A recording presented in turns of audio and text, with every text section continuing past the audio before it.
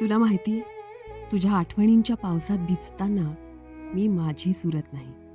प्रत्येक थेंब तुझं नाव घेतो आणि माझ्या ओठांवर एक न बोललेली हाक येऊन थांबते. तू नसतोस रे जवळ, पण तुझ्या आठवणी मात्र माझ्या प्रत्येक श्वासात घर करून बसतात. कितीदा ठरवतं मन की आता नाही काढायची आठवण, पण आठवणींना तरी कुठे कळतं की ज्याच्यासाठी त्या जन्मल्या त्यानेच आपल्याला मागे सोडले.